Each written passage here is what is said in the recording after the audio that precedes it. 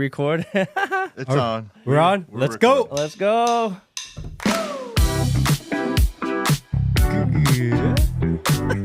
Good morning, everyone. Welcome back to the pod. A little head fake there. Hope you're having a good day. Matt, Kim, Peter, Saddington. What's up? What's up? What's up?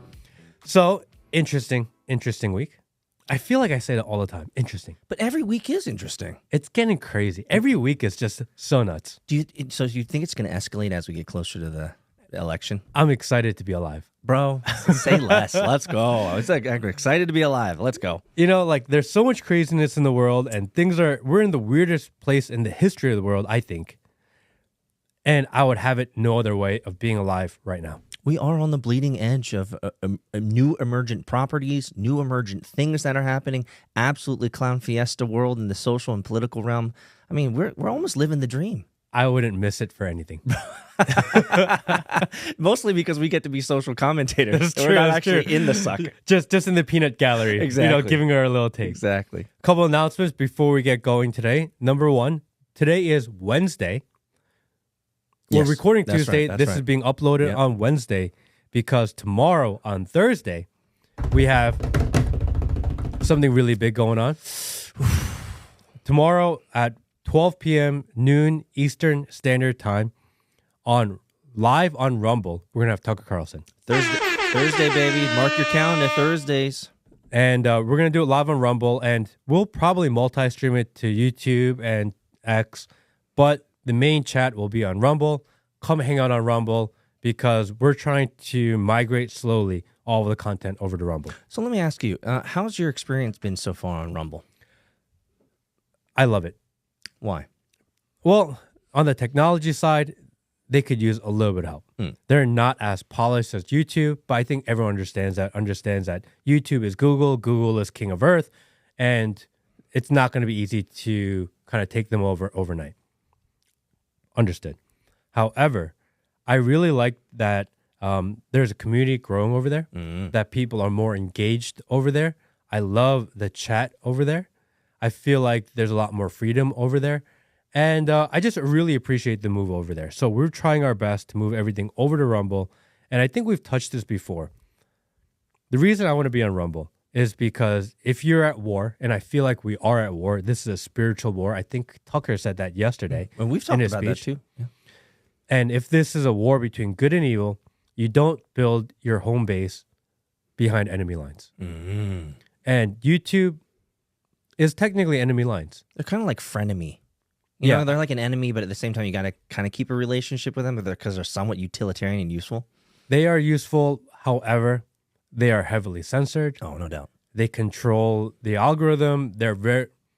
You're at the mercy of the YouTube algorithm always. So can I create an analog for a sec? Yes. So a lot of people look at Truth Social, Trump's social media platform, as a non-issue in the whole macro world of social media. And what I mean by that is there is Twitter, X, and then there's things like Mastodon or Truth Social, and it's never going to be anything big is kind of how they always want to play that.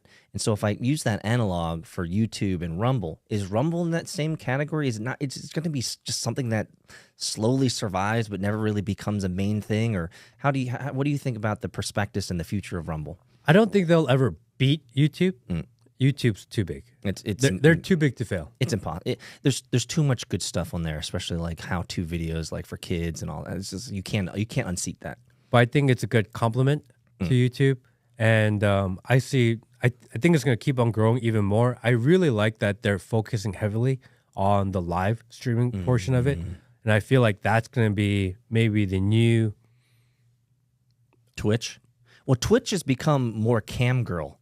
Correct. Recently, have you seen the meta, the trend of Twitch where it's just girls who are topless? Maybe you don't. No, hang I don't. on Twitch. I don't hang There's a on lot Twitch. of. Well, I do. I watch Twitch. But so the meta of Twitch right now is that it's basically moving over to a cam girl type of site, because if you go to Twitch right now, all you're going to see are girls with no bra on. Now you can't see anything but the top of their chest, but it's clear that the meta has changed and that they're not kid friendly. They're not as heavily into as video games. It's more about talk show and seeing girls, half naked. And so maybe Live just chatting. Yeah, exactly. Live just chatting. And then so maybe Rumble can unseat that being a better streaming service than Twitch, because Twitch has been overrun by blue-haired sheepdog. Yes. Wait, Will, can you switch through the camera angles today? Because I don't think I'll have time to do the camera switches this evening. So if you can do that. Okay. Yeah, I think Twitch is really big on the gaming side, which I get it. That's kind of the bread and butter. With the cam girls, that's also where they're growing, where the cam girls get to almost promote their OnlyFans. That's kind of what it is. Yes. Kick is heavily into gambling, which I don't think can survive, because all it takes is one law or one person to show up in Congress or a president and be like, we're not going to allow that anymore. That's easily shut down.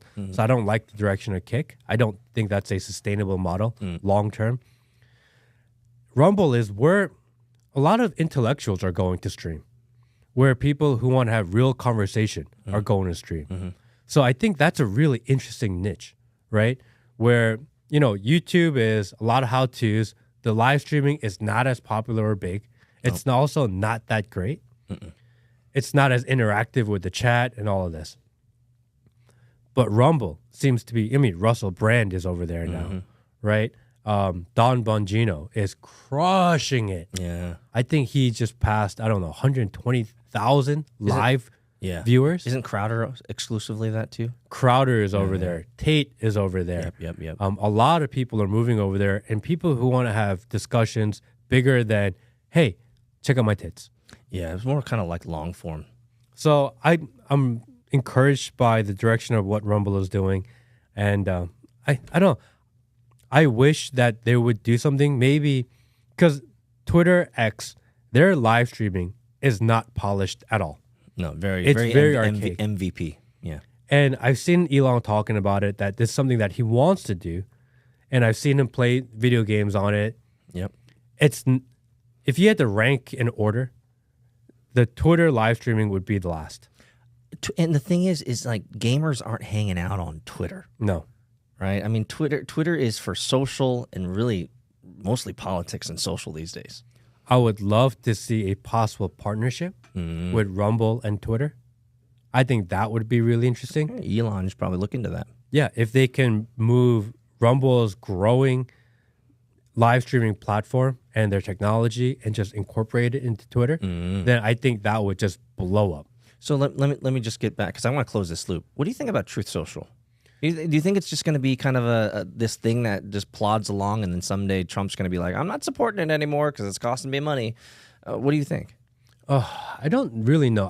Haven't spent too much time over there, and the reality is most people are there because Trump was there, and there are accounts on Twitter and X that take all of Trump's tweets or his truths, and then they repost them on Twitter. Yeah. So you don't miss anything by being over there, and I think that's the hardest part. You don't miss anything by not being there. So then it really is a non-essential. Yeah, that's hard. That's the hardest part, because Trump gets ratioed on Twitter. Like, he'll post it on Truth Social, and then he'll get ratioed on Twitter with 10 times more views. It's like, bro, why don't you just come back over to X? Which I think he eventually will. Well, didn't Elon say that he's okay with him coming back on, or did I misread that? They reactivated his account. I think the only tweet he's had in the last, since he got kicked off of Twitter, was his mugshot. Yeah. But I think he's going to come back, especially leading into election season. I think he has to come back because there's so many people over there. Not wrong. But he doesn't have to. Again, everyone retweets everything. So if he just kept on tweeting or truthing on Truth Social, everything he says ends up on Twitter anyway. It's almost its own economy to retweet. It really is his private social network. Yeah. I mean, that's kind of, from a technical standpoint, that's true too. So that's kind of where I stand with that. Thursday, noon. Yes. On Rumble. That's what this is all about. Tucker Carlson and our own main man, Matt Kim. Guys, smash the like button. Thank you. Yeah, definitely go subscribe on Rumble because that's where a lot of the live streaming is going on. We have an interview that would have been last night because we're recording tonight, but today we're releasing last Wednesday, so it was yesterday. You just sounded like Kamala Harris. Yesterday is gone, and today is what is past, and we are looking towards the future of the past that has not come. And today is now. Today is now. Oh my gosh, Lord Jesus, man. But we bring in different interviews and different guests and things on that. So we're trying to stream it more on Rumble. Definitely go check out the Rumble. Definitely go give that a subscribe. And you've had some really interesting guests. Yes, as of recent. We had some interesting guests. The one that we had yesterday, that's going to be tonight, that's so crazy. Imaja Dillon. Yep. Which is crazy because she's got this crazy story. And I don't know the full story because we haven't done it yet, but yet it already happened. So go check it out. Inception. But apparently she was signed by Jason Derulo and Atlantic Records, and she didn't want to participate in the satanic rituals that they have. And they dropped her for not participating. They can only make money if the artists drink from the blood of innocent goats. Yeah. Because she specifically said she didn't want to participate in this goat ritual. And I was like, what the fuck? Yep. You guys, that's crazy. I need to know more. My interest officially peaked. Of course, because you have to sacrifice something for greatness. That's kind of how it works. So that conversation should be live on Rumble because it happened last night, but it hasn't happened yet. Whew. Mind blown. Double rainbow, guys. Also, if you've noticed, I got this. I saw that, man. I'm a little jelly. A little free got thinker the free hoodie. thinker thing going on. Legit. Yeah. So we partnered with a company called Merch Labs, and they printed these out for us. So we'll leave a link if you want to support the podcast. Definitely go pick one of these up. There are available in this and a T-shirt, and size up. I'm gonna say size up. I think they run a little small. Size up. I don't know if this is not going to be the official shirt and not the official that we keep long term. Oh, you're running experiments. Total experiment. So if you want to buy the first experiment and you want to support the podcast and support what we're doing and also rock, I think kind of a cool, very low key free thinker hoodie and T-shirt, definitely go check out. It's in the link in the description. You're going to support the podcast. Appreciate everybody. Absolutely. Okay. I want to get into something that.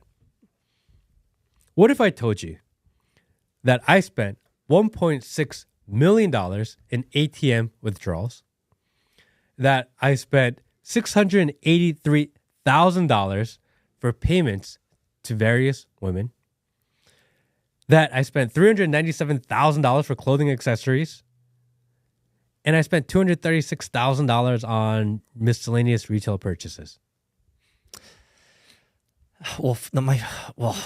I think I know where you're going with this, but the first question is, who the hell has the ability to pull out over $1 million out of an ATM? $1.6 million out of an ATM. Last time I tried to pull out $1,000 at an ATM, they were like, you only have a max of $600 you could pull out. What kind of neighborhood do you live in? Because in order to pull out $1.6 million, you have to be able to pull out more than $1,000 at a time. Yeah, and otherwise you would live at the ATM. If you do the math, you're probably pulling out of the ATM like 3 or 4 times a day. Yeah. Like a day. Yeah. So how's that possible? What type of neighborhood are you in? Which is crazy because I've never seen an ATM. I don't even think in Vegas you can pull out more than 10 grand. No. Right? No, not in Vegas, no. But you would have to pull out 10 grand at a time. Yeah. In cash. Yeah. How do you hit $1.6 million in ATM withdrawals, even if it's a course of 5 years? How? I don't think it's feasible unless you have some sort of ATM that has a no limit and they're constantly restocking it. I mean, what ATM has $100,000 sitting in it? The answer is no. It doesn't happen like that. So those numbers are Hunter Biden's alleged expenses from his tax returns. Oh, okay. Which he hasn't paid tax on, but that's a separate issue. Oh. $1.6 million in ATM withdrawals, $683,000 for payments to women. You mean escorts? Women. Okay. Oh, maybe he's just a really and deep. Don't gender them. You don't know. They may not identify. Well, that's true. It's true. Don't be that guy. You never know. You never know. They never know. But maybe giving him the benefit of the doubt, maybe he's just a really big fan of OnlyFans. And maybe he's just simping. But if it was for OnlyFans, you have to do it digitally. Oh yeah, not through an ATM. Yeah, you can't send them cash. You can't send them cash. $1.6 million. So is this taxpayer money, or and is this that's on top of $683,000 in payments for women. So really, in miscellaneous cash spent, wait, if it's $683,000 for payments for various women, does that mean he's paid women in checks? Like, cash this, bitch. Cash this. Because if it wasn't check, then it would be lumped in with the cash. Well, with the 1.6 million in ATM. Yeah, but also cash is hard to trace. So, I mean, is that really the number? I mean, let's be honest. How many times have you written down on your business tax return? Never. Exactly. Never. Exactly. Accurate. Yeah, exactly. It's like, I spent $40 on this food. Like, ain't nobody writing that shit down. So how do we even know it's real? Like it's real cash? Because ain't nobody keep track of cash like that. $2.3 million. Daggone, bro. And basically drugs and women. What an appetite, man. He's insatiable. That's crazy. That's a lot of shit going up his nose. That's a lot of damn money. Exactly. So wait. So this is all provable. It's all documented. According to his own tax returns. Okay, yeah. And so is there let me ask you this. Is there a problem here? I don't know. Is that legal? I mean, a man's able to spend his money however he wants. If you're a tax expert, I'd like to know, maybe leave a comment. Are you even allowed to spend that kind of money on this? Like, outside of the fact that I believe prostitution is technically illegal in the country. Is it federal? I think it's federally illegal. I think it's state by state, right? Yes, depending on certain areas, maybe there's legal, like certain counties in Nevada. Somebody fact check us, please. Community note us. But $2.3 million in drugs and women. Man, so let me ask you this. What could you have done with that $2 million instead of putting it into blow and hookers? I don't even... If someone gave me $2 million today and said spend it, I don't even know where I would spend it. Dude, I just smashed that shit into Bitcoin. Bitcoin to the moon. I don't even know where I would put that kind of money. That's a lot of damn money. It's a lot of cash hiding under your bed, bro. Where do you even put it? I don't know. I wouldn't be spending on hookers and blow, that's for sure, man. Bitcoin has a better return. So there was an article that came out, and I don't know if you saw this, but the New York Times made an article, and they had to make a correction. They had to make a correction about Hunter Biden's story. They only do corrections on page 17. Like, no one ever reads that shit. What the correction read was, an earlier version of this article misquoted Hunter Biden. He said, "My father was not financially involved in my business. Not, my father was not involved in my business." I saw that clip. Isn't that interesting?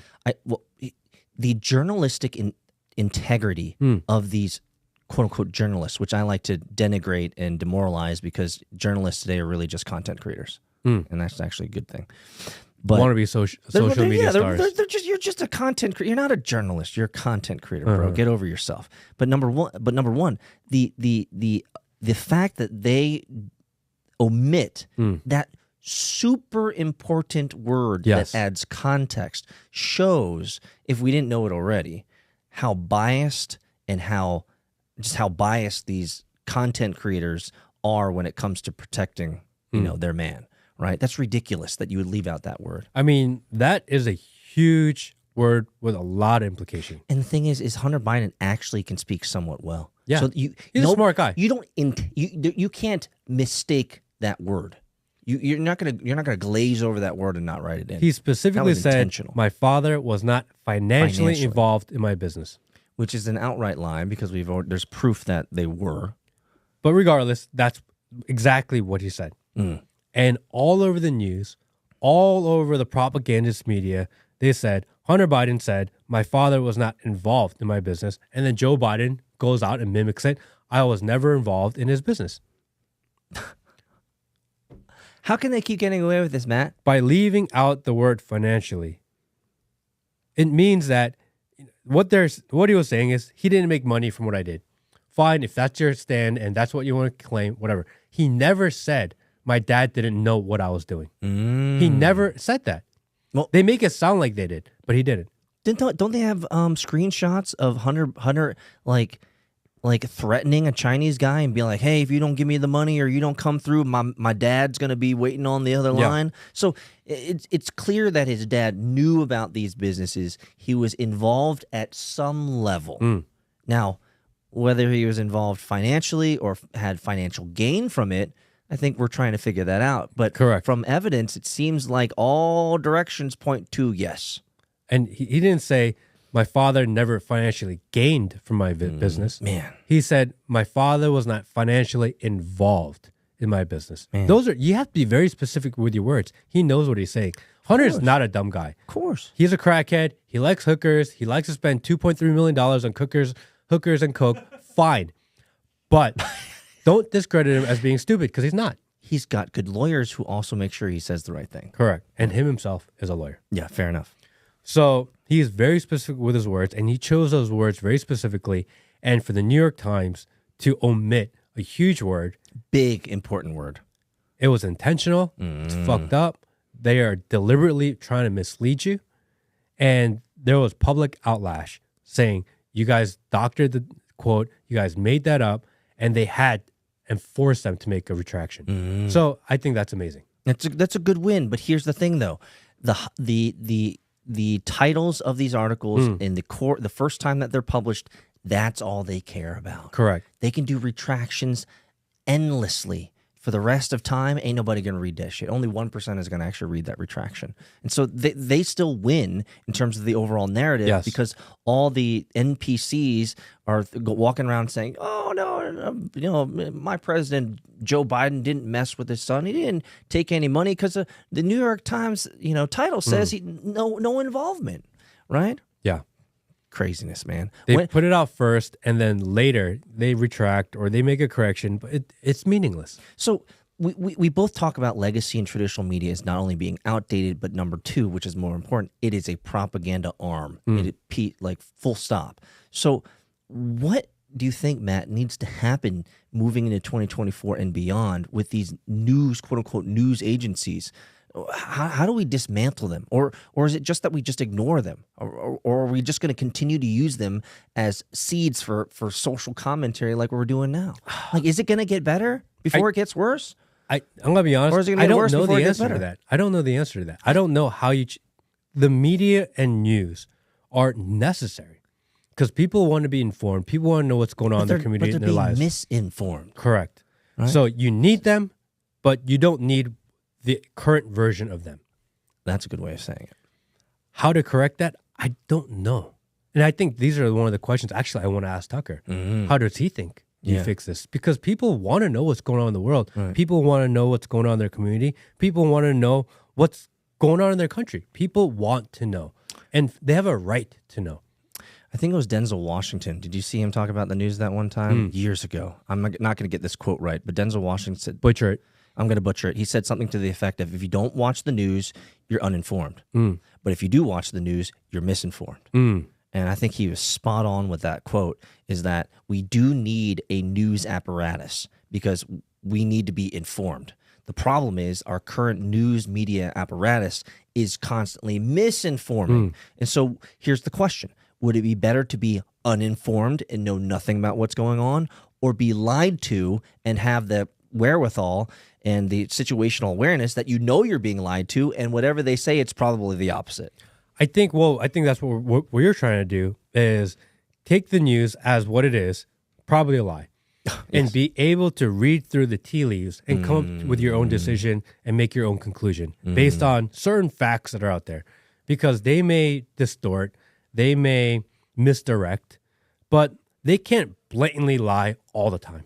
Because there is a little bit of accountability there. Yeah. I actually really like this segment. It's kind of like Matt Kim's PSA. No, seriously. Because there are a lot of people who glazed over that, read it or heard about it, and all they know and what they put in their head is, clearly Joe Biden, because New York Times said it, clearly Joe Biden wasn't involved financially. He didn't say that. So I kind of like this news segment because it's a way for you to correct the record in a way for those who haven't heard it or hearing it for the first time. I think that's a powerful duty that you could take on maybe as a topic or a segment. I like it because I think it's important for us to go beyond the bullshit context and the lies that they're telling us and informing us of the facts. And I think it's a huge problem because the New York Times, if you go back and you go forward 20 years, 30 years, the historical record of what happened in the United States will be based on the articles written by the New York Times. Gosh. Right? They are the record keeper of the world, essentially. And for the New York Times, who has that really important role in society, right? If we're 40 years down the road and we're like, what happened in 2023? People are going to look back and they're going to look at what the New York Times said, because that's what we've always done. What happened in 1920? We look at the New York Times, right? New York Times plays a huge pivotal role in history and the narrative of the world. I don't know if you could tell from my facial expressions. That's just really disappointing. Yeah. And for them to go so agenda-based, for them to go so left, so woke, they're doing a disservice for humanity. Ooh. Maybe, that almost seems like it deserves burning in hell for that.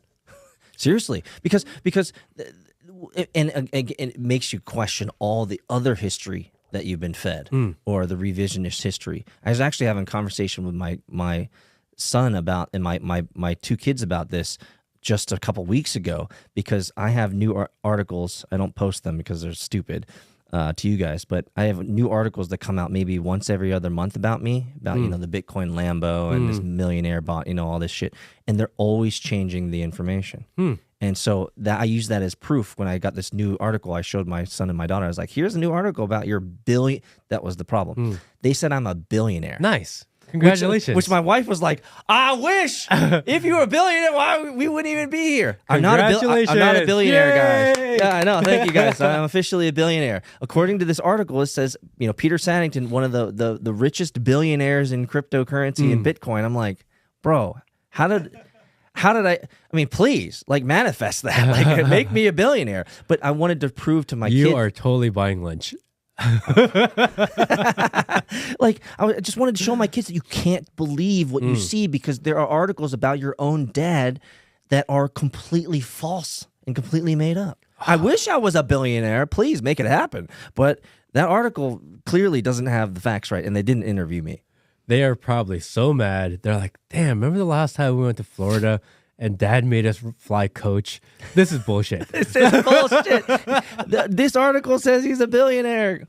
Anyway, anybody want to donate? Stop being so cheap, Peter. Exactly. Yeah, so I have a huge problem with the New York Times, but at least every once in a while, we hold them accountable. So, at least. So why is this? So we're getting close to election. I think. Let me just ask the question outright. Is Joe Biden going to be the nominee? Yes. Really? I mean, who else?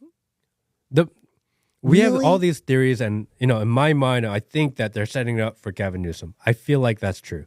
However, if you look into election law and how actual presidential elections are run, you have to register your candidate in every single state to be on the ballot. Yeah. Sometimes when you register, they don't even accept it, though. Some states, the deadline is already passed. Yeah. So unless Gavin Newsom is on the ballot, they would have to do a lot to make that happen. You're giving a lot of credit. You're giving a lot of credit to the election laws, because election laws in America don't mean anything. Correct. I mean, seriously, we had Barack Hussein Obama, who is actually a Kenyan, become the president of the United States, and according to Q, President Trump's actually still the commander-in-chief. I know I'm going way off the line right now. And we just recently found out that 20,000 votes in Georgia were found out to be false. So, election law doesn't actually mean anything. I'm just kind of giving the other side of the story here. I understood. And last election, they changed the laws leading up into the election. And they changed the mail-in balloting. They did it. They did. A lot of shadiness happened. However, without that happening, I don't think it's possible for anyone else to get on the ballot. So you're this saying is the guy. You're saying Sleepy Joe.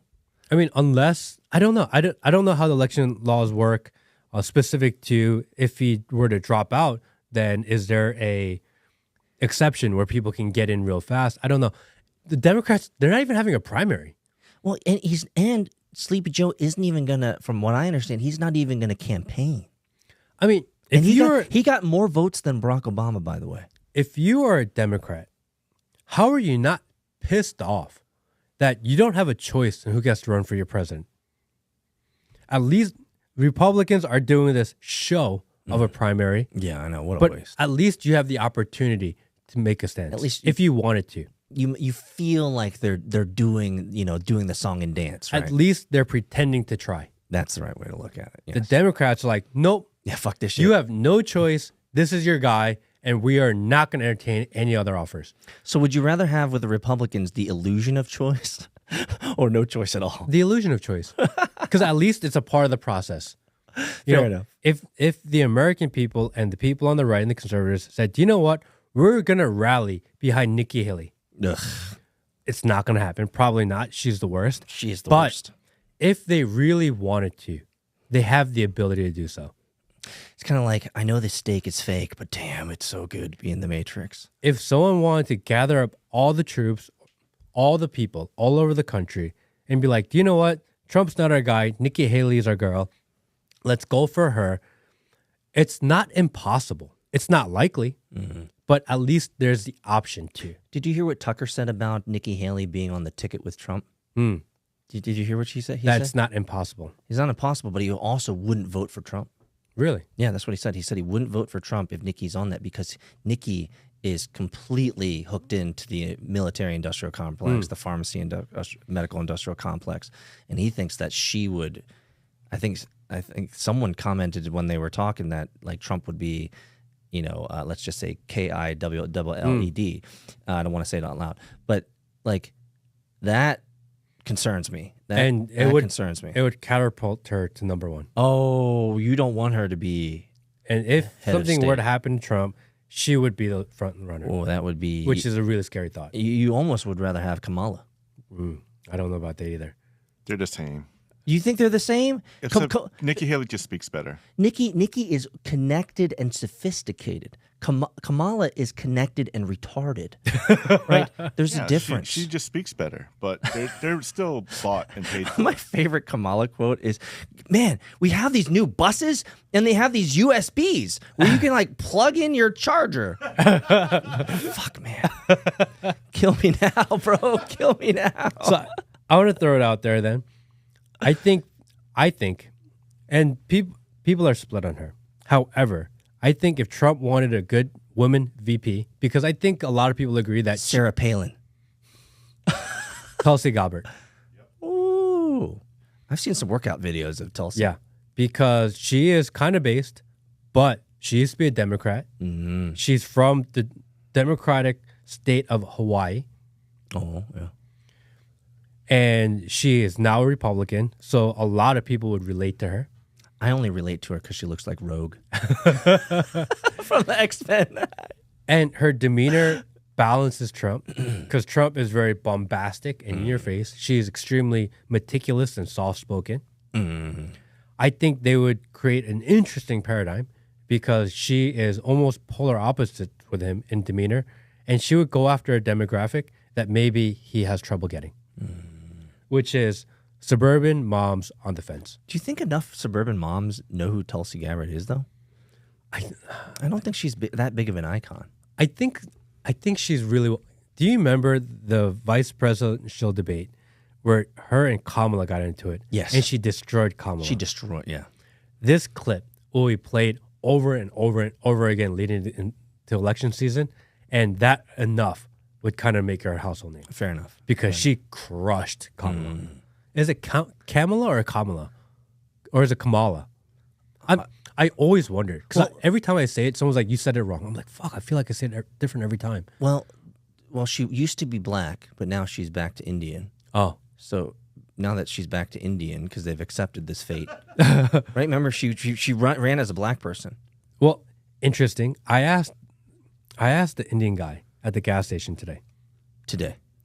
I asked him, what do you think about Vivek Ramaswamy? Ooh, well, I'm curious. What is his answer? Do you know what he said? I hope it's good, because Vivek is fucking crushing. He's based as fuck right now. Do you know what he said? What? Who's that? And I was like, he's running for president. He's like, what? That's so stupid. Because I ask him random questions like this all the time. Yeah. And I was like, you don't know who he is? He's like, Indian guy's running for president? Like, why? What? You already have Indian presidents for like Microsoft and Google, and they're already taking over the world, bro. And he's like, it doesn't make any sense. And he was like, he's a Republican? I'm like, yeah. He's like, I'm voting for Trump. Oh, bro, that's They pissed. don't even care. Fair enough. And if Vivek can't even get, if he's not even a known entity to Indian Americans, and maybe he's not the biggest politics guy, but even if you're just a casual politics person, living in America and you care about society, You've heard his name. you have to have heard of his name. And if you don't care, that's how irrelevant he is. He's only big on social media. Interesting. He's not big to the rest of the country. And I think it's skewing for a lot of people online. People online think, oh, I saw the clips. He's crushing it. He's doing really well. That's because you're online. That's because it's echo chamber. If you're outside of the political echo chamber, you have no idea who he is. Yeah. That's what this shows. Wow. And I was shocked. I was like, you don't know who he is? He's like, I don't know.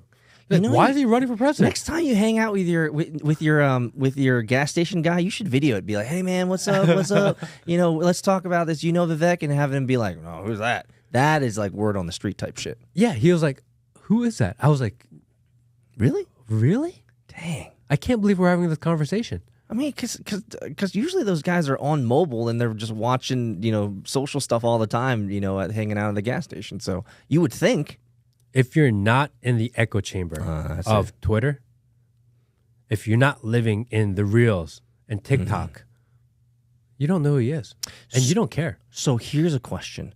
With the recent, let's just say, insurrection.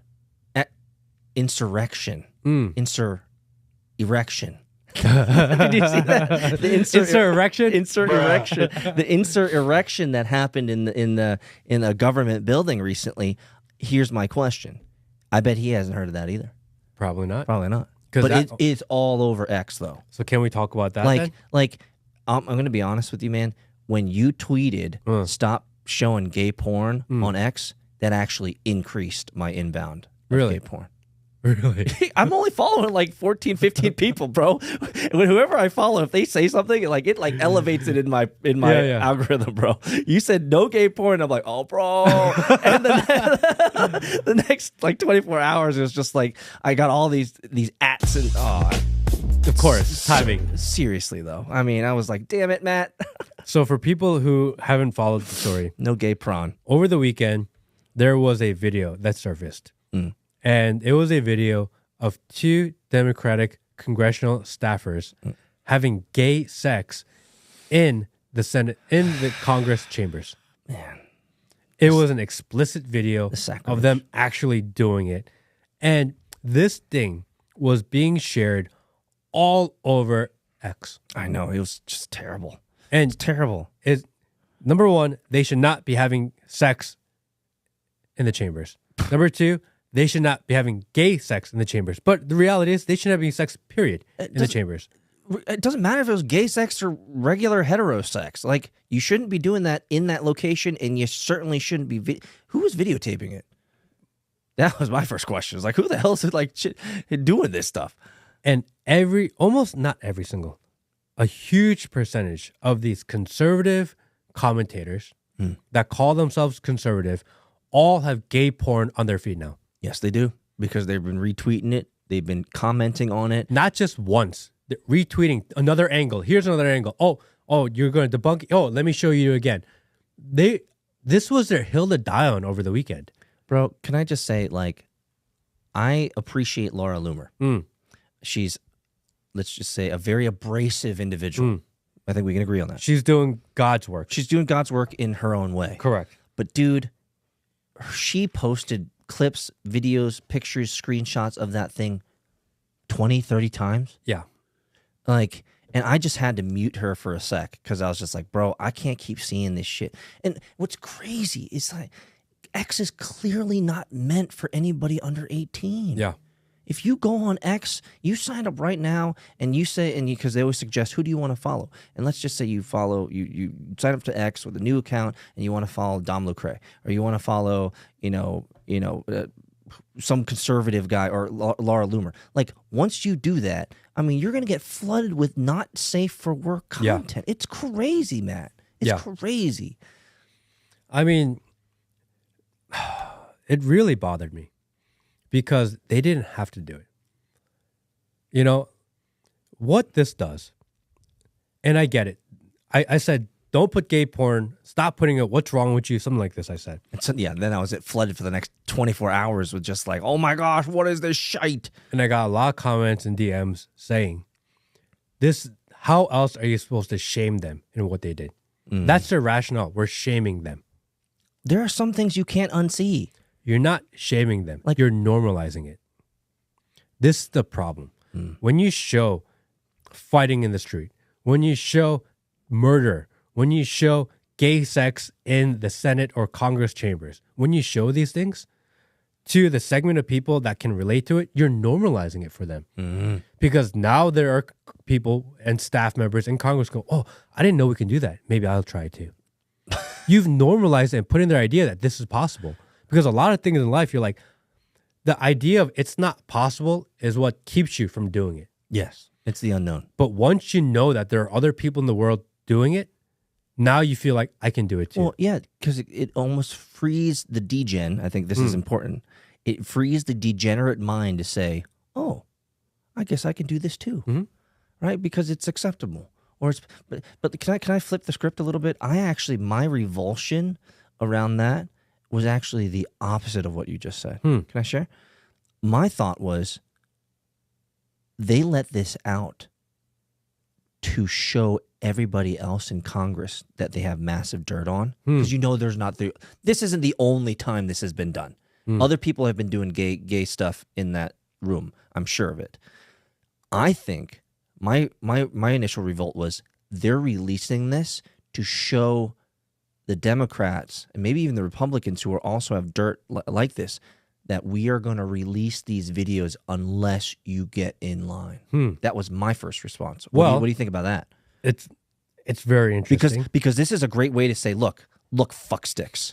We all have dirt Epsteined. We've Epsteined all of you guys. We have video of you guys doing all these degenerate things, you sick fucks. And if you step out of line, if you don't, toe the party line, then we're going to release this stuff on you too. That was my first, maybe that's just how my mind works, but that was my first thought is like, oh my gosh, this is actually a warning shot across the bow because we're getting close to election, right? So people are like, you better keep your shit straight. You better sign off on these things. You better toe the party line was my initial thought after the revulsion. So the guy who was in the video, people start going through his Twitter and Instagram, etc. Because a complete degen.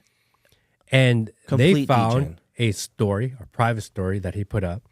And in the private story, it says, waiting for Lindsey Graham. Senator of South Carolina waiting for Lindsey Graham. And this was in his Instagram Reels, Something like this. Or reel or maybe a story. Yeah. The very next day, Lindsey Graham is on the news saying there's no evidence of a stolen election. There's no evidence of fraud. As soon as this picture drops on the internet with this guy caught for having sex and gay sex in Congress, he's on TV going, oh, there's no election fraud. Isn't kind of exactly in line with what you're saying. Maybe I'm right. I mean, there are different ways to interpret this, but my sick mind, for some reason, when I saw this, I was like, this is a warning shot, man. This is a warning shot to everybody else to stay in line.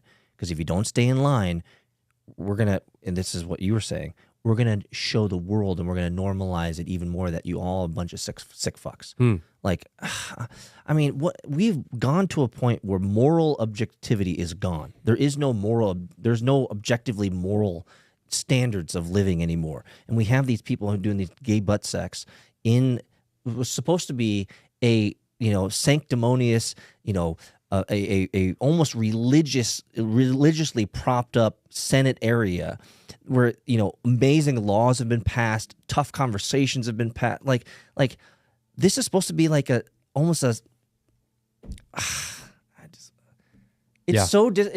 lack words sometimes, Matt. Because how do you get lower than this? How do you get lower than this in politics? How do you get lower than this? We know that politicians kill people. We know politicians use, they sign to go, go to wars and they kill people by proxy. We know this, but it's disgusting. We are at the bottom of the barrel. We have hit degen base level 0. And I think both of our stances can actually be true, because what you're talking about is intent, right? You put it out there so you can have control. Yes. What I'm talking about is the result, the byproduct, which is a normalization of it. Yeah. Right? Maybe that was not their intent to normalize having gay sex in Congress, right? But it normalizes that. At the same time, it also serves the purpose of having intent on how we're going to control. So I think both actually live in the same universe. Well, yeah. Well, both things can be true at the same time. I think the staffer worked for a guy named Cardin, like Ben Cardin, or something like that. I don't remember. And he's some old dude. And think about this. The staffer, I don't remember his name, but I'm sure if you looked online, there's a million people talking about this guy. I'm sure. He went from completely unknown to known. There are people going, fuck, if I do this, I can be famous too. It's the Kim Kardashian effect. And again, it incentivizes people to do stupid shit. Can I tell you something that I know for a fact that's really sad that I can admit is that once I saw it, and once Laura Loomer Posted 100 times? Posted 1,000 times. I actually clicked on the guy. I think his name is Aiden. And this was early on. And he had like 200, 400 followers. Now he's got thousands. Yeah. Yeah. And he's like, worth it. So worth it. Did you see his apology? You didn't see his apology? No. Well, I completely checked out of the story. Oh, really? I didn't want to be involved in it. I didn't want to either, but the curiosity of the cat just got me, man. And I just started going down this hole. So Will Literally the hole. This is why Will always gives me shit, because he's like, man, you're just a fucking pervert too, Peter. No, it's just I'm curious. He actually, his apology on LinkedIn. You can apologize for a gay sex video on LinkedIn, bro. Like lack of like nunchips, like you know, like bro. And let me tell you this, for those who know, he did not apologize for doing that. He said that he never wanted to disrespect his work, and that he's only being persecuted because he's gay. Wait, brother, you've lost the narrative. You got caught doing something nasty in a public place, and you're telling people that the reason why you're having a hard time with all the backlash is because they're homophobic? But that's the problem with how does that even compute? Well, that's the problem with amplifying the story, is that it makes it obvious to make that counter argument. That's not obvious at all. It is. You degen. If you say, hey, I can't believe everyone's like, look at this, shame them, they're having gay sex in Congress. Everyone's like, it's because, you're opposed to gay sex. They left the opening for that.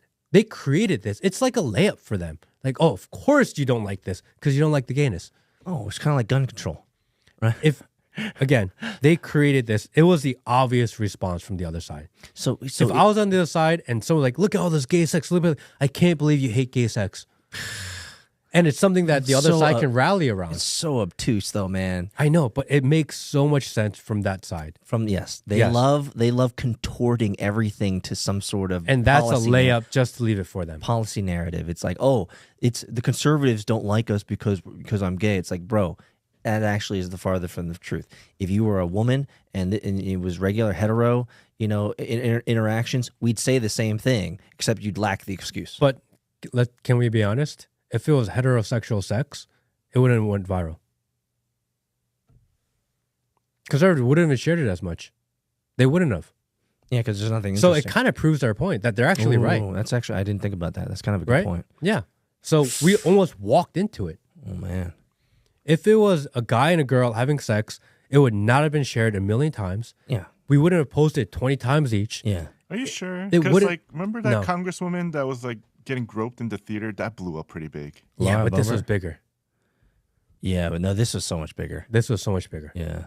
Yeah. And there was that one Democrat lady who... the guy that groped her, no one cares about him. Yeah, no one gives two shits. No one even remembers his name. No one looked him up. No one's checking it out. Yeah, and we actually ended up having memes from the degens who were like, you know what? She's kind of hot, right? Yeah. She's kind of hot. It wasn't the same effect. This was trying to shame them. And in reality, they're like, you're only shaming us because it's gay. Yeah. And it's like, fuck, they're right. Did it to ourselves. Man, we got pwned. Yeah. We got pwned. Set up. Who knows? Maybe they're the ones that set it up to create the narrative. They say that the world is a stage, man, and everybody's just playing an actor on it. So maybe we got set up. It could be. I still think in my heart of hearts this is a warning shot across the bow. I think this is a warning shot to everybody. It's like we have Epstein stuff on all of you. All of you. You've been in Congress for more than 2 years. You're probably part of the machine. You're probably part of the octopus, right? And so we have dirt on all of you guys. If you don't play along, you don't toe the line, we're going to release the Kraken, and your career is going to tank. How do we not have a release the Kraken sound effect, Will? I feel like we need one. We need to release the Kraken. We need it. Let's get it next time, all right? So, talking about making examples of Rudy Giuliani. Ugh, man. $148 million. Of 148 big ones. Holy shit, that's a big number. He's got for two people. He's got to do a lot of OnlyFans to catch up.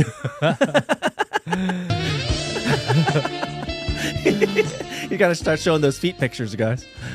For two people, they said their lives are ruined through defamation, that they can't get another job, and because they can't get another job at 45, 50 years old, that their futures are worth $74 million each. Dang. That's crazy. This is not to be fair. This is not to be equitable. This is not to make them whole. This is a set example. Get out of line, go against the narrative, and we're going to publicly shame you. And they knew that if it said 14 million, it's not a headline. 148 million is a headline.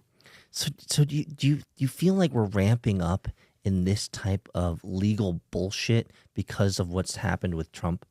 Because Trump really set the precedent in terms of them going after him for non-issues and raiding his house. I mean, as a private citizen, right? He's not even a president anymore. So do you feel like we're going to see even more of this nonsense legal lawsuit type bullshit? Is that where we're going? I mean, it's ramping up. It's happening more and more. It's almost like nobody's safe.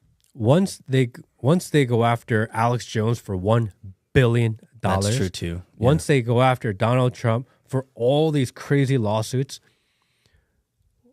they've normalized frivolous lawsuits, to make an example. Again, we go back to this idea of normalization. They've normalized this. No one's going, I can't believe they got Rudy for 148 million. Yeah, maybe I can get this guy for 50 million. People are like, oh yeah, that makes sense. Does it make sense? It doesn't make sense at all. No. But people watching the news be like, yeah, they got him good. Even the left, they're like, yeah, he deserved it. No, he doesn't. 148 fucking $million. He don't deserve that. Nobody deserves that. Especially when the girl that's going to get half of this money, and they're probably never going to get it. Even if this girl that's supposed to get the money, there are literally videos of her taking ballots, scanning it, and scanning again. Whether or not it was intentional, unintentional, we don't know. But to say that this was complete out of nowhere is bullshit. Because there's videos of it pulling ballots from under the table and putting them back in, pulling them out when no one's looking. These videos actually exist. Those weren't ballots. Those were all of the brochures from the Chinese takeouts as they're working as pollsters. The pollsters can't leave, so they need a lot of Chinese General Tso's chicken. Yeah, there's a lot. All of those pamphlets were just takeout pamphlets. General Tso's chicken, no problem here. No harm, no foul. And the craziness of all of this is that she said, and the two claimants, they said that they didn't feel safe for their lives, which is why they had to sue Rudy for $148 million. Do you know what's going to make you more unsafe? Having a lot of money. Letting the world know that you got $148 million. Yeah, you just won the lottery, bro. Yeah, all your relatives going to be hitting you up and saying, yo, bro, yo, homie, you got me right? Exactly. This is the most dangerous thing that could have happened. It would have been better if you just actually got the money, because if you got a award for $2 million and you actually got $2 million, it changes your life. You can hide, you can be whoever you want, you're fine. Yeah.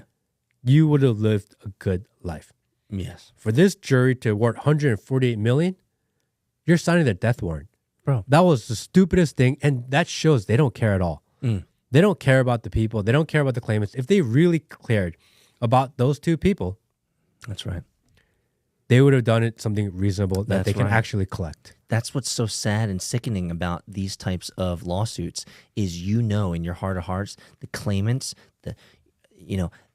they're going to be shoved under the bus. They're going to get screwed. Nobody cares about you, bro. No. This was all They're using you. Yeah, they're using you, and you don't see it. And you think you're getting your 15 minutes of fame, you're getting dude, you're going to be absolutely railroaded. Nothing good is going to happen from this. Half the political side's going to hate you for doing what you've done. Like, nobody wins except the puppet masters here. You're not going to get the $148 million. He's going to appeal it. You'll probably lose an appeal because you're not going to get the money. The jury, if they really cared about you, they'd be like, you guys get $1 million each. You guys would have been happy. Your life would have been over, and you would have moved on. You would have actually got something. Mm-hmm. Whether or not I think you deserve it, that's completely different. But you would have at least achieved your goal, which is better your life and not have to go back to work. Exactly. Fine. This was counterproductive to that, and it just shows they don't give a fuck about you. So do you think, well, you're not wrong. Do you think a lot of this is just more distraction bait away from the larger issues that are happening? It's funny because this announcement happened at the same time that we see, there's 20,000 votes in Fulton County that are missing, that are gone, that they tabulated in the beginning, but there are 0 records to count for later. And that's just one county. That's in Fulton County. They can't account for 20,000 votes. So they counted them on election night. They went back to look for them, and the dockets that they're supposed to be on, the records are completely missing. They're gone. Yep. They don't exist. Yep. And some of the people, the pollsters and the volunteers are gone too. Everybody's gone. And this was supposed to be spoken about in the Georgia State House. Oh, what a clown show. Tomorrow. What a clown show. But this news hits, and now they've canceled that hearing. They're not going to, and this was not in the docket as, hey, let's explore.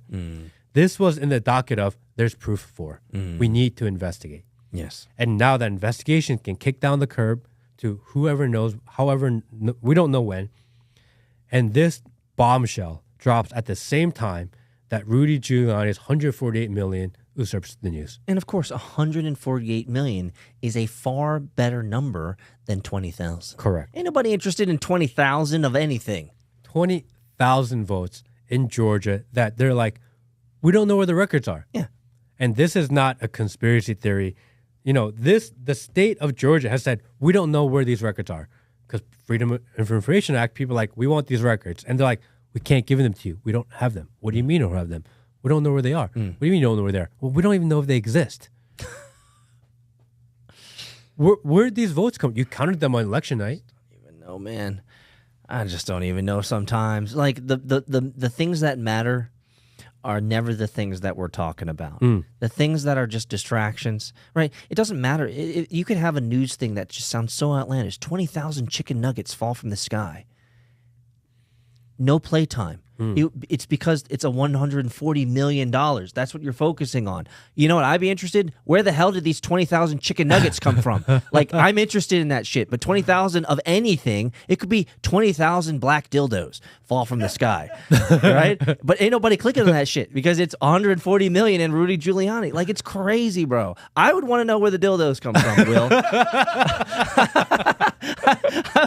I would want to know where the chicken nuggets come from. Where are the chicken nuggets fire coming from, bro? Shit, bro. And thinking about Rudy Giuliani, right? Because he's had this crazy fall from grace. One side of the right absolutely loves this guy. Well, they're still holding on to the 9/11 stuff he did. The reality is that before all of this craziness of an election and Rudy Giuliani, he was like America's mayor. That's actually what people called him. Yeah. America's mayor. He actually did clean up New York. He completely cleaned up New York City. Before Rudy Giuliani, New York City and Times Square and 42nd Street was an absolute shithole. Yeah, no doubt. It was crack. It was XXX, peep shows. The place was a dump. He came in, cleaned it all up. And if you guys like going to Times Square, and if you like the fact that Times Square is representative of consumerism in the world, and it's a really cool place to be, and the energy there, he's the guy that made that for you. You can thank Rudy for that. He single-handedly did that for you guys. Not wrong. He also cleaned up the biggest gang syndicate in all of New York City. It's true. If there was a time and place that you felt New York City was safe, because it's not anymore, but if you felt like it was, he did it. Yes, in the 90s. And now, because he's on the side of election integrity, he is vilified to like the nth degree. Yeah, absolutely. They got to drag him through the mud. It's a real unfortunate. Now, there's a lot of hearsay, good, bad on Rudy Giuliani. I think it's just par for the course when it comes to politics. If you've been in politics for 30 plus years, guess what? There's good and bad, and we're never going to know the full story. No. Regardless, though, there is clear evidence of Rudy Giuliani doing amazing things for that city. Yeah. Like, period, full stop. I think history will remember him as actually doing good stuff. Now, how his story ends is going to be a different story. But I feel bad. I almost feel bad for the man because, like, no one should ever get into a position where clearly a bad actor like these claimants are trying to extract from him over $100 million. That should never happen to anybody. 148 million. Holy shit. That number isn't even calculable. Like, no, what are you going to do with that money anyway? Like, well, they're never going to get it. Oh, yeah, regardless. But beyond a couple $1 million, your life isn't going to change. Your life isn't going to get that much better. No. And if you're a statistically normal within the bell curve, the chances of you wasting all that money within the first 24 months is 100% anyway, right? If you win the lottery, you have a 99% chance that all of that lottery money is going to be gone within 18, 24 months. Like, if you don't have good financial discipline now, giving you a lot more money doesn't increase financial discipline. And we will get into maybe a future episode of that the lottery is actually a CIA psyop. Can we get into that one day? I actually went, this is all I'll say. Yes, we should get into it. I went deep for probably 3 or 4 days years ago when long story short, a guy was talking about it and I was like, holy shit. He's not wrong. What he's saying sounds actually true. Yeah. The whole thing is rigged. It's all rigged, bro. It's a way to funnel money to themselves. Just like Ukraine. Like Ukraine is Ukraine, they're spitting in our faces. All this money is being funneled to Ukraine and right back into the pockets of these politicians. It is nutty, guys. Lottery, CIA is literally you are willingly giving them your money and they are just putting it back in their pockets. Oh, it's everything. All a show. It's all a show. And speaking of embetterment of society, ooh, I want to end on one. Is this the positive story topic of the day? I don't know if it is or not. All right. We'll find out. Have you seen the Tesla robot? I have not. Will, can you pull up the Tesla robot? I just sent you the clip. I have not seen the Tesla Bro, robot. You need to see I've been seeing too much butt sex.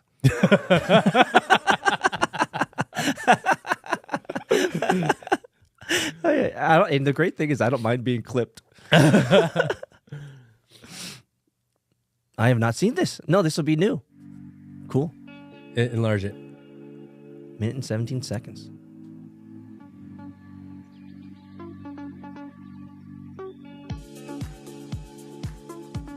This reminds me of the Boston Dynamics. You know that dog that they always use?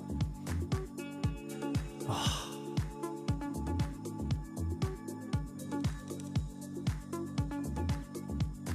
This reminds me of the Will Smith iRobot movie. iRobot? Yeah. That looked almost too real. The fingers, the way that moved that. Oh.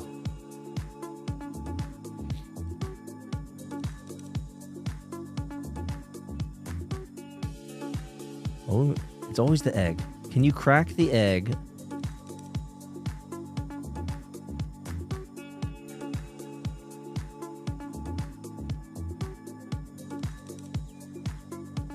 Optimist is what they're calling it?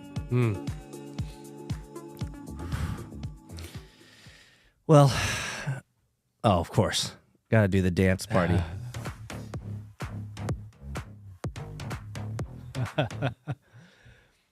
So, kind of scary. Well, so here's the thing. Right now, any type of AI technology, any of this type of robotic technology is far too expensive for the average individual to get into. So a lot of this is just showcasing the technology and showcasing what's currently available. Whenever I see, which I think most color commentators, they get stuck in the weeds too much. Whenever I see videos like this, Matt, my first thought is, don't worry about the incomplete, the rough edges, or the lack of sophistication. What is important to know is to ground yourself in where were we a couple years ago? What am I seeing now? And what does that trajectory look like? So I'm always thinking, when I see videos like this, I'm always thinking, holy shit, where are we going to be in 5 years? Because this is good. It's a little rough around the edges. There's a little disjointedness to it. But dude, 5 years from now, Dude, it might be, you might not be able to tell the difference. dude. That is what I'm always thinking about. The scariest, I think about this a lot. Right now. You think about the fall of Rome? Right now, the social issue of our generation, of our time, is can a man be a woman, woman be a man? And for people who are 50, 60 years old plus, this was absolutely ridiculous, something that they never fathomed that people would actually think about, but yet this is a social issue of our time. The social issue of my daughter's generation will be, do robots deserve human rights? Oh. For sure. Let me play it for you. Eventually, we will all have a robot, Yeah. right? I'm going to get one. Yeah. You're going to get one. Yeah, of course I'm going to get one. It's going to do your dishes. It's going to clean your house. Absolutely. It's going to carry your groceries. Eventually, 100%. it will teach your children. It will teach them lessons. It will play with them.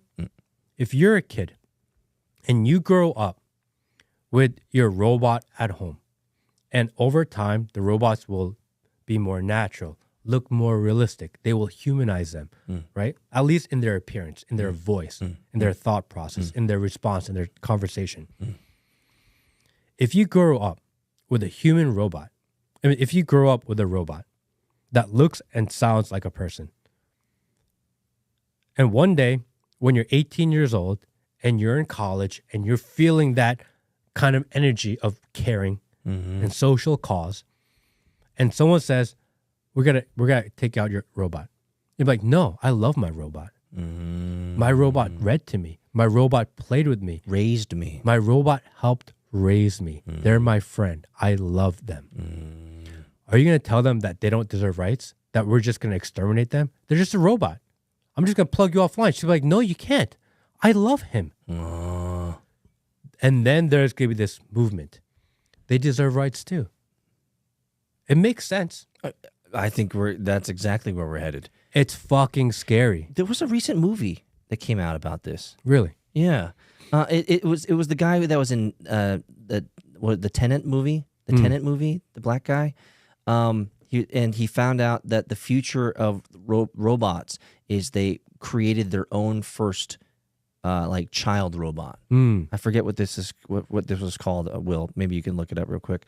But I watched the movie on a Delta flight, and essentially is that the main character finds out we're already in the future. Robots are already helping doing this stuff, raising kids, being participating in society, and the moral conundrum that he had was that the robots finally were able to create their own child robot. So now they're procreating.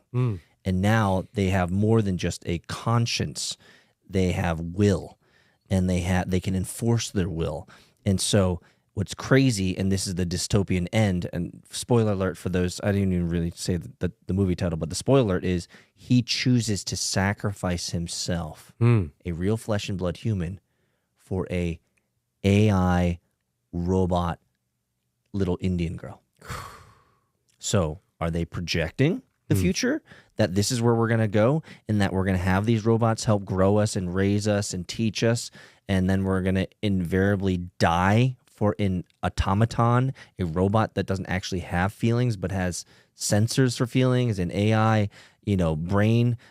Like, it's a scary world that we're moving towards. And Matt, you brought up this really interesting question. Do you think robots will have rights?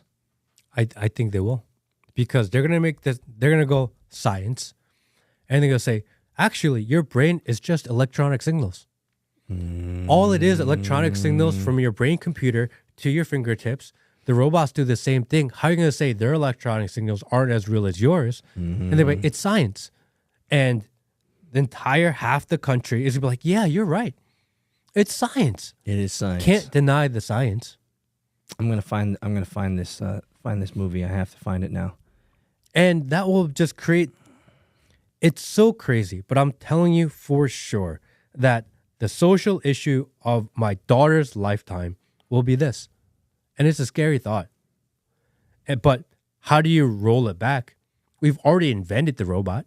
We've already invented AI. You can't put it back in the bag. It's already out in the world. You can't uninvent technology. We're kind of stuck down this path. And we have no choice. There's no way to undoing it. And I don't want to say we need more government control because the idea of more government control makes me like cringe all over. Yes. But without some way to regulate this, it's going to go out of control even faster. So how do you even regulate this? Are you going to give power of regulation to the people that we feel are corrupt and buyable and sellable, and these people that are already making really bad decisions on our behalf? Corruptible. We're going to give them the power? That's not the solution. But without giving somebody power, well, where do we end? A lot of the AI, the people who are working in AI, artificial intelligence, and a lot of these things who have, let's just say, a balanced approach to what's happening on the horizon, is they often speak about this regulation. They often speak about policies. And the reason is because they all admit that the race to build AGI, right, artificial intelligence, true artificial intelligence, the race is the primary concern, and there's no controls over it. And so everyone from Google to Microsoft, OpenAI, right, private companies that are funded into the billions of dollars, these startups, is that no one's thinking about regulation, no one's thinking about policies, and everyone's just focused on who can get to the finish line first. The problem is when you get to the finish line, it's too late. You've now created artificial intelligence that you can no longer control. We had a similar race 60 years ago, 70 years ago. Who can invent the atom bomb first? And the person and the country that invented it first, tested it first, used it, and showed the world that we have the power to use it first, they became world number one. Yes, they did. The country and the group that proves to the world that they've created competent artificial general intelligence, they will be the new world number one. It's a race. Yes. So there's no stopping them. And because they know if you put regulation on the industry in the United States now and China runs and they do it first, they're in charge. Yeah, it's going to squash innovation. You can't do it. You have to let people play in the sandbox. The problem is this is one of the most dangerous sandboxes that we've ever encountered. Correct. Yeah. So damn if you do, damn if you don't. This is something that I believe people and thought leaders should be talking about, thinking about more, because this will either end society or change society as we know it forever. So whenever I think about this type of thing, I lived in Korea, lived in Japan, spent four years living in Japan, and there have been moments back then, and still now, not often, but sometimes I think about the day of Hiroshima or the day of Nagasaki when the atom bombs were dropped on them. Regardless if you think if they're fake or not, it was just scatter bombs or whatever. I don't care. Regardless, there were hundreds of thousands of people who woke up on those days, just another Tuesday, going to work, and that was the day they saw the planes, and poof, life was different. Everything's on fire. Everything's exploding. I wonder what that's going to look like with AI. What is going to happen? You and I are going to be hanging out here. Willen's going to be hanging out. We might be hanging out on Tuesday, and suddenly everything's different. Suddenly it's just like, wait, what's happening? Well, AI was born. Like now, shit's different. How are we going to respond to this, man? When there was bombs dropped on Japan, there was a lot of visual to it, a lot of visual impact, right? That's why they did it, to show the world that there's a power. When you have artificial general intelligence, it's not something that you see. Well, they're just going to be in charge. You're not even going to know it anymore. Ooh, you think it's going to be that insidious, that deep? Over time, you'll be like, wait a second, I didn't think I liked this. And you're like, wait a second, they're telling me to like this. They're reprogramming you. You're not even going to see it happening. And that's the dangerous part of it. It's easy to fear something you can see. Yeah. You can't physically see artificial general intelligence. It's going to be bled into your computer, into your device. How do you even know that's there? Well, we're moving to a world, and I showed you something off camera before we started that I'm generating in AI because I'm just enamored by it. I wouldn't say I'm addicted, but part of my nighttime routine, I'm spending hours with AI. Seriously, I'm spending hours every night either chatting with AI, using open source tools, and building in AI now. I showed you guys some stuff that I'm building with AI. Like, I'm not saying I'm addicted, but the technology has grabbed my creative mind so hard and so strong, Matt, that I have to build in it. Like, I have to experiment with it. And I think one of the things I don't think a lot about when I'm experimenting with this open source stuff and, doing all this Apache and Python code to put it all together is I'm not thinking about any controls. I'm thinking about what can I use this for? Correct. Right? How can I benefit from it? How can I make money from it? How can I and that's on the minds of thousands of engineers who are 10,000 times smarter than I am. And no one's thinking about controls. No, because it's a race. It's a race, bro. I'm racing. I'm creating stuff where I'm like, dude, I could make money off this thing. Like, Do you really want to ride in a race with a speed limiter? No way. Take that shit off. I'm going as fast as I humanly can. Absolutely. And that is the scary thing is that we're now entering into a world where every single day newer people are getting into this, and they're sophisticated. They're good. They can work it. They can build an AI. And we're now moving to a world where we have these artificial influencers. No one can tell that they're not real. And now we have these AI things that are really scary but exciting, is that I can take a general picture of you. As long as I get the full body shot of you, you could just be standing here and with a black background, and I can now use AI to animate you in any way that I want. I can make you dance, motherfucker. I can make you on the Senate floor doing butt sex. I could do it. Like, the power is there. Now, is it a little rough around the edges? Yes, but I never worry about the rough around the edges now. Like I told you earlier, what I'm thinking about is in 5 years, unrecognizable. I mean, Matt, the way that your trajectory here with Matt Kim podcast and Tucker Carlson, I have a feeling in about 2 or 3 years we're going to see you doing butt sex on the Senate floor, bro. A nice image to close out the day on. Don't wash out your brains. Don't even think about it. Wash out your brains. Definitely tomorrow, everyone. Check out the podcast. Check out the live stream with Tucker Carlson.